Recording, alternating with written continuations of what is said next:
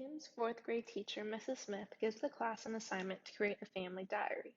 Each student is supposed to write a description about their mom and dad, such as each of their favorite hobbies, things to do, and weekend activities. Kim raises her hand and asks Mrs. Smith, "What do I do if I do not have a dad to write about?" Before Mrs. Smith could answer her question, Kim's classmate Bree asks, "Why do you not have a dad? Where is he?" Kim feels a wave of anxiety rush over her as her heart rate starts to increase and she can feel her body start to tense. She freezes and does not know what to say or do. Kim's amygdala kicks in her sympathetic nervous system, where her fight or flight reaction in response to the situation. Mrs. Smith notices Kim's physical stress response but ignores the situation between her students and tells Kim to just ignore the section pertaining to her father. Mrs. Smith chooses not to involve herself in the situation, and Kim is left to face the consequences. Kim has never been confronted about such a personal matter.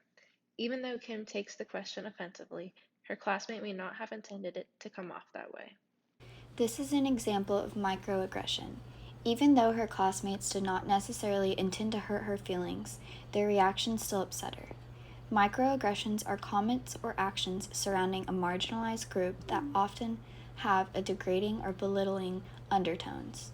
In some situations, these could even be intended as compliments, and the person may not even realize that what they are saying is offensive. In fact, this is a perfect example of implicit bias. The student's reaction to Kim's statement reveals that they don't understand how every family has a different dynamic. Mrs. Smith also reinforced this idea that Kim sticks out or does not fit in with the other students by her reaction to Kim's distress. Implicit bias can be imposed even without the intention to do so. Although the truth is that not having a father figure in her life doesn't make Kim any less normal than those who do have their dads in their lives. As Kim comes home that day, she asks her mom why her family is not normal and why she doesn't have a dad. Concerned, Kim's mom asks her what's going on and why she's so upset.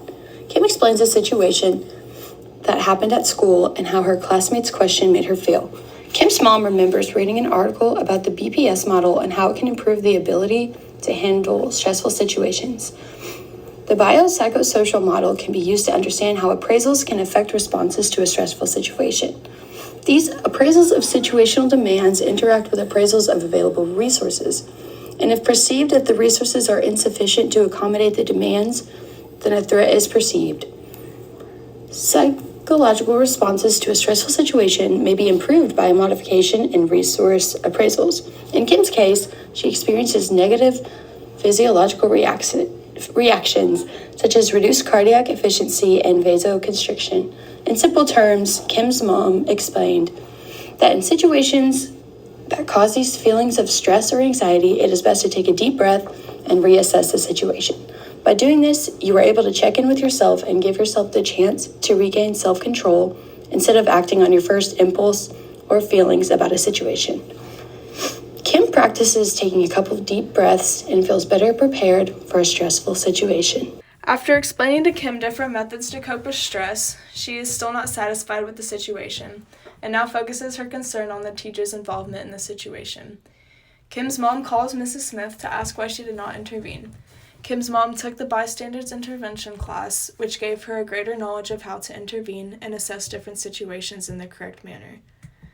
Ms. Smith responds saying she felt that Kim's classmate did not intend to hurt Kim's feelings, so she did not feel that it was as important of a situation to assess, so she decided not to respond and make Kim's more uncomfortable. Kim's mom explains to Ms. Smith the importance of bystander intervention. This is where the phrase "see something, say something" comes in.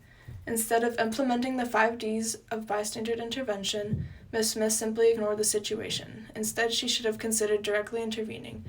Distracting the other students' attention away from Kim, delegated the task by asking another teacher or staff member to speak with the bullies, delayed the intervention and assessed Kim's feelings after her harassment, or documented the event and reported it to their principal. It is evident that some form of bystander intervention training should be implemented into the school's policies. The following day, Mrs. Smith apologizes to Kim, saying that her lack of involvement was wrong and that she could have assessed the situation more fairly.